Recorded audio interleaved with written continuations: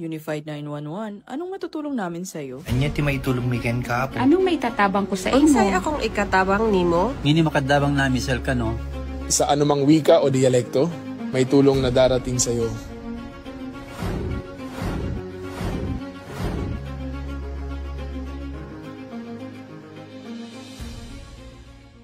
Lilingkod sa bawat Pilipino at magbibigay ng tamang impormasyon para sa tahimik at maayos na Pilipinas. Police News Network, alagad ng batas, tagapagtaguyod ng balitang pulis, sandigan ng mamamayan, patnubay ng katotohanan. La Campo Crame, maghahatid ng pinakahuling kaganapan at nagbabagang balita. Ito ang PNN Police News Network. At ngayon, ang inyong mga tagapagbalita. Magandang araw, bagong Pilipinas. Ako ang inyong alagad ng batas, tagataguyod ng Balitang Pulis. Patrolman Lubimir Julian, maghahatid sa inyo ng tamang balita, kwento ng pulis at serbisyo para sa mamayan, at ito ang PNP News Online. Ang pangunahing balita ng Police News Network, alagad ng batas, tagataguyod ng Balitang Pulis.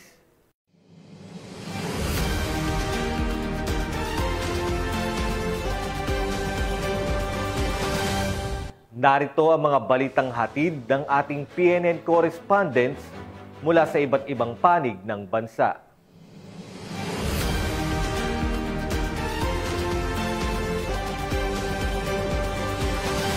Pinasinayaan na ang 2 bagong gusali ng police station sa mga bayan ng Malasike at Calasiao, Pangasinan bilang bahagi ng pagpapatibay ng struktura ng Philippine National Police sa rehiyon.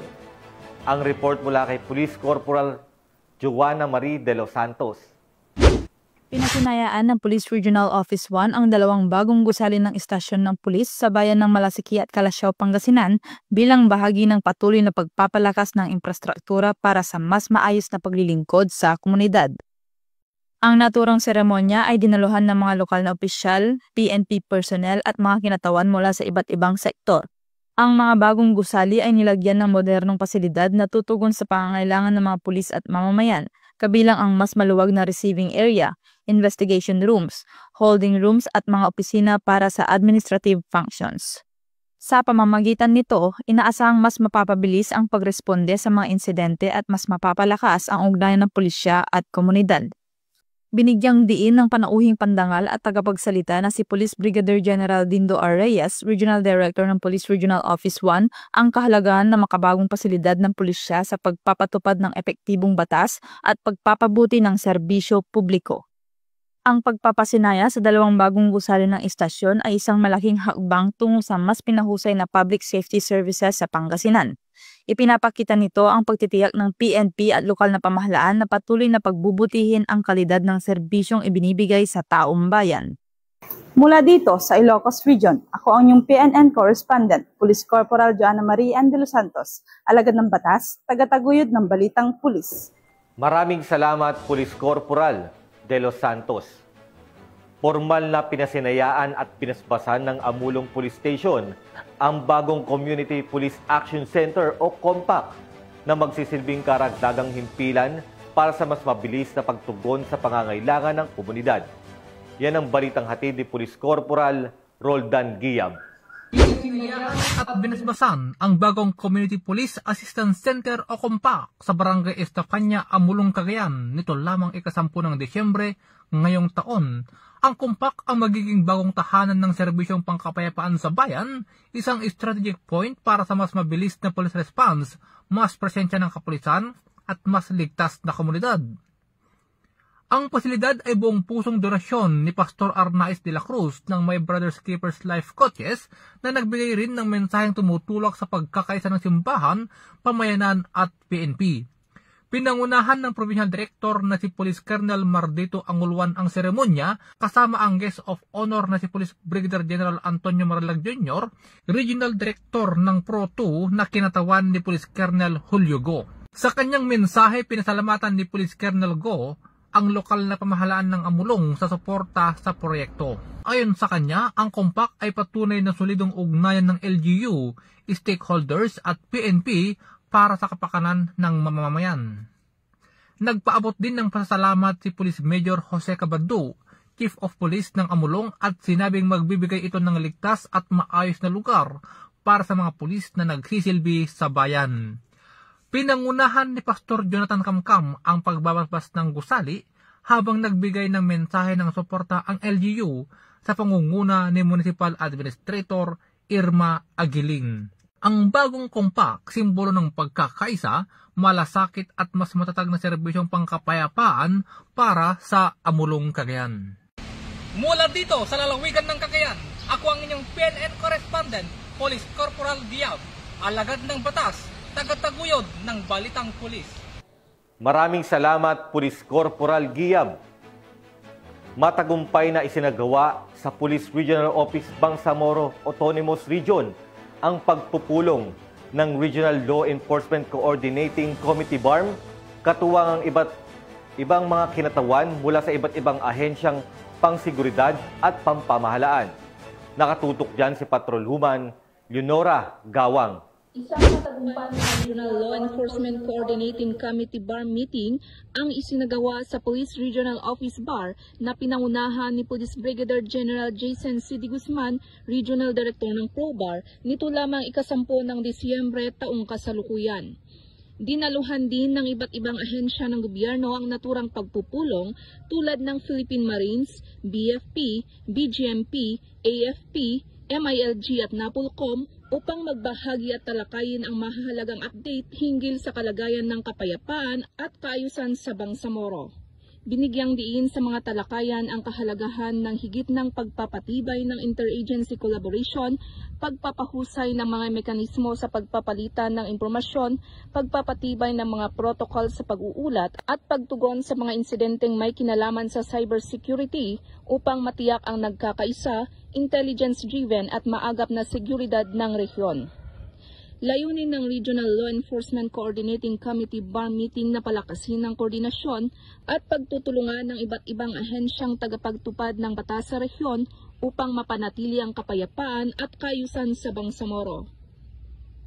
Mula rito sa rehiyon ng Bangsamoro, ako ang inyong Police News Network Correspondent, Patrolwoman Leonora Gawang, alagad ng batas, tagataguyod ng Balitang Pulis. Maraming salamat, Patrolwoman Gawang.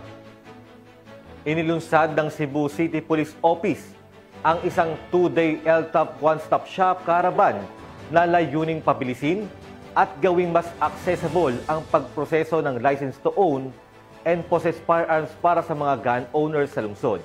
Magbabalita dyan si Patrolwoman Nikia Caniedo. Itong Disyembre 9 taong kasalukuyan ang License to Own and Possess Firearms One-Stop Shop Caravan ng Cebu City Police Office sa pangunguna ni Police Colonel George V. Lianan, Officer in Charge sa Gaisano Mall, Cebu City. Ang 2 araw na aktibidad na tatakbo hanggang Disyembre 10 ay layuning gawing mas madali at mas epesyente para sa publiko ang pagkumpleto ng kanilang firearms licensing requirements. Formal na binuksan ang caravan sa pamamagitan ng isang seremonyang dinaluhan ni Cebu City Mayor Honorable Nestor D. Archival Sr.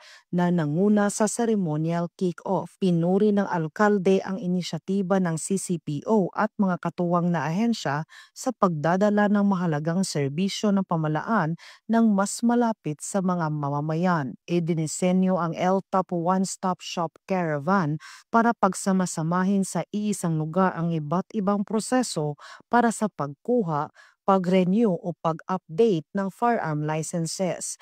Sa pamamagitan nito, nababawasan ang oras at gastos ng mga aplikante habang tinitiyak na sumusunod sila sa tamang legal na proseso na responsableng pagmamay-ari ng baril. Kasabay nito, suportado rin ng programa ang kampanya ng CCPO laban sa paglaganap ng loose firearms na nakarehistro sa Firearms and Explosives Office Database. pulis sa paghimok sa mga gun owners na ayusin at irehistro ang kanilang mga arma. Higit na napapalakas ang kampanya ng PNP para sa mas ligtas na komunidad at maiwasan ang maling paggamit ng hindi rehistradong baril. Ang LTOP One-Stop Shop Caravan ay isang malinaw na patunay ng pangako ng CCPO na gawing mas madali at mas epesyente ang serbisyong pampubliko habang pinatitibay ang ugnayan at pagtitiwala sa pagitan ng pulisya at mga mamamayan. Mula dito sa Cebu City Police Office, ako yung Police News Network Correspondent,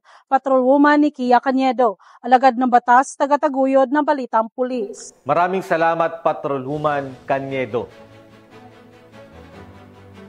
Maagang pamasko ang hatid ng 602nd Company, Regional Mobile Force Battalion 6 sa mga residente ng Sitio Dao, Kalinog matapos mag-ikot sa mga bahay-bahay upang personal na maihatid ang kanilang mga munting regalo para sa ating mga kababayan. Yan ang magandang balitang hatid ni Patrolwoman Ledelyn Bansagon.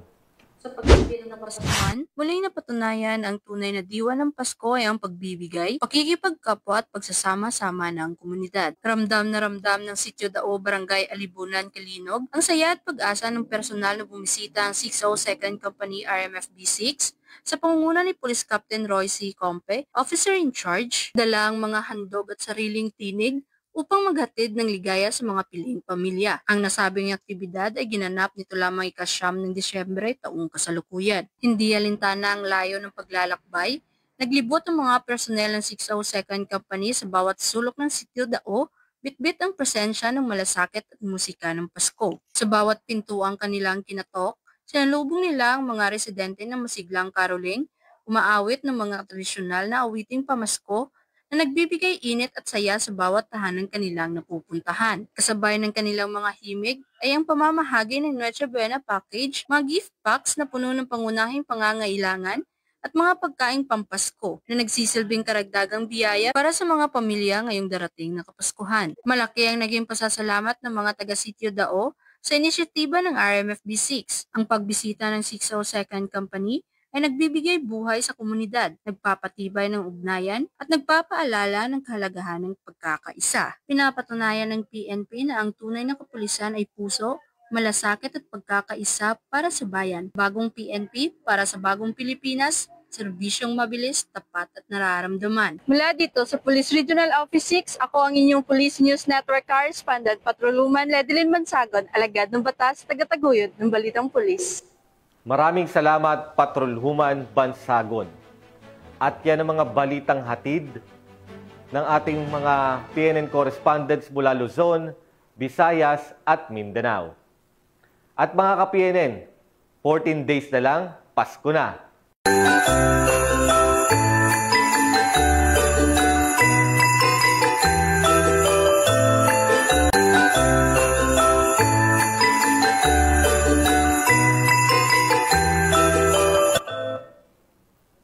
At sa ngalan po ng pamunuan ng Philippine National Police, sa pangunguna ng aming Acting Chief PNP, Police Lieutenant General Jose Melencio Nartates Jr. at sa pamumuno ni President Ferdinand Bongbong Marcos Jr., kami ay maglilingkod sa bawat Pilipino at magbibigay ng tama at balanseng balita. Mula rito sa tanggapan ng tagapag-unay ng Pambansang Pulisya, ako ang inyong alagad ng batas, tagataguyod ng Balitang Pulis, Patrolman Lubimir Julian, maghahatid ng tamang balita, kwento ng pulis at serbisyo para sa mamayan, at ito ang PNP News Online. Ang pangunahing balita ng Police News Network. At ito ang bagong PNP para sa bagong Pilipinas, serbisyong mabilis, tapat at nararamdaman.